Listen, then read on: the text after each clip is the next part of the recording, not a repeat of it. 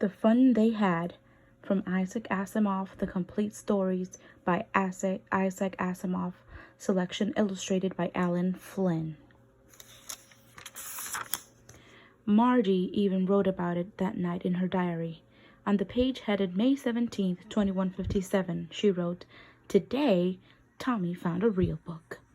It was a very old book. Margie's grandfather once said that when he was a little boy, his grandfather told him that there was a time when all stories were printed on paper. They turned the pages, which were yellow and crinkly, and it was awfully funny to read words that stood still instead of moving the way they were supposed to. On a screen, you know. And then when they turned back to the page before, it had the same words on it that it had when they read it the first time. "Gee," said Tommy, "what a waste. When you're through with a book, you just throw it away, I guess. Our television screen must have had 1,000,000 books on it, and it's good for plenty more. I wouldn't throw it away." "Same with mine," said Margie. She was 11 and hadn't seen as many telebooks as Tommy had. He was 13. She said, "Where did you find it?" "In my house," he pointed without looking because he was busy reading. "In the attic." "What's it about?" "School." Margie was scornful. "School? What's there to write about school? I hate school."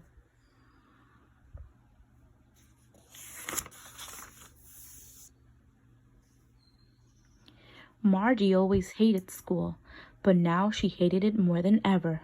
The mechanical teacher had been giving her test after test in geography, and she had been doing worse and worse until her mother had shaken her head sorrowfully and sent for the county inspector. He was a round little man with a red face and a whole box of tools with dials and wires. He smiled at Margie and gave her an apple, then took the teacher apart. Margie had hoped he wouldn't know how to put it together again, but he knew how all right, and after an hour or so, there was again, large and square and ugly, with a big screen on which all the lessons were shown and the questions were asked. That wasn't so bad. The part Margie hated most was the slot where she had to put homework and test papers. She always had to write them out in a punch code they made her learn when she was 6 years old, and the mechanical teacher calculated the mark in no time. The inspector had smiled after he was finished and patted Margie's head. He said to her mother, "It's not the little girl's fault, Miss Jones. I think the geography sector was geared a little too quick. Those things happen sometimes. I've slowed it up to an average 10-year level. Actually, the overall pattern of her progress is quite satisfactory." And he patted Margie's head again. Margie was disappointed. She had been hoping they would take the teacher away altogether. They had once taken Tommy's teacher away for nearly a month because the history sector had blanked out completely.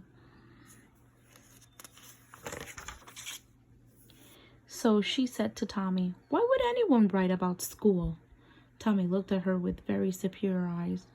"Because it's not our kind of school, stupid. This is the old kind of school that they had hundreds and hundreds of years ago," he added, loftily pronouncing the word carefully. "Centuries ago." Margie was hurt.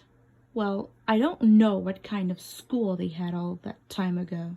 She read the book over his shoulder for a while, then said, "Anyway, they had a teacher." "Sure they had a teacher, but it wasn't a regular teacher. It was a man." "A man? How could a man be a teacher?" "Well, he just told the boys and girls things and gave them homework and asked them questions." "A man isn't smart enough." "Sure he is. My father knows as much as my teacher." "He can't." "A man can't know as much as a teacher." "He knows almost as much, I betcha."